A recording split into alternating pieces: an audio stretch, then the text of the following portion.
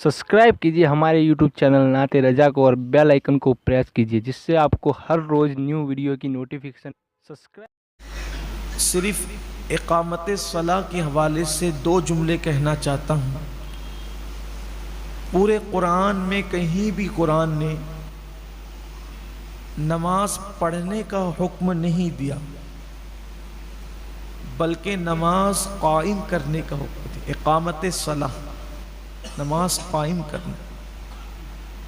उसके ज़िम्न में मुफस्सिरीन ने दो बातें लिखी है। नमाज कायम करने का मतलब ये है कि एक वक्त की नमाज भी जानबूझकर ना छूटे, पहली बात। और दूसरी बात यह है कि जब तुम नमाज पढ़ो तो इस्लाम ने जो अरकान बताए हैं उसको ठीक ठीक अदा करो। जैसे हाथ उठाने का जो कानून है उसके मुताबिक हाथ उठाओ, हाथ बांधने का जो कानून है उसके मुताबिक, रुकू करने का जो कानून है उसके मुताबिक, यानी उस हदीस पर अमल करो, सल्लू कमा रायतुमूनी उसल्ली। अल्लाह के हबीब अलैहिस्सलाम फरमाते हैं नमाज ऐसे पढ़ो जैसे मुझे नमाज पढ़ते हुए देखते हो।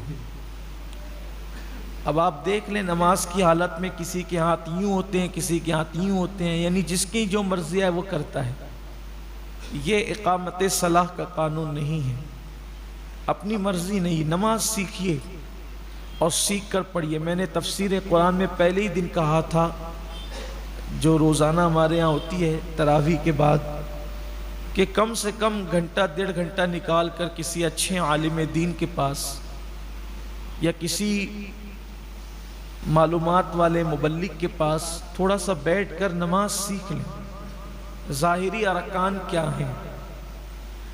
तो इकामत सलात का पहला मतलब, पहला कौल उस पर जानबूझ कर भी एक वक्त की नमाज न छोड़ी जाए।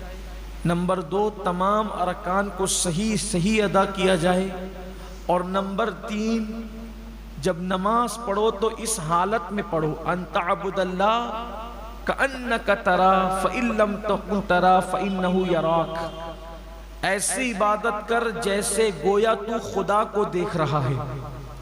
और अगर ये पोजीशन नहीं बन सकती तो फिर ये तसव्वुर करो कि अल्लाह तुम्हें देख रहा है और वो तो तुम्हें देख ही रहा है। यानी इस तसव्वुर के साथ नमाज पढ़ना कि अल्लाह मुझे देख रहा है। ये है इकामत सलाह। अब आप देख लें कि हम में कितने लोग हैं जिनका ये हाल है कि वो इकामत सलाह पर अमल करते हैं। नमाज पढ़ने से कोई कामयाबी नहीं मिलना है जब तक कि कुरान की इस मुराद पर अमल न करो, इकामत सलाह के हवाले से।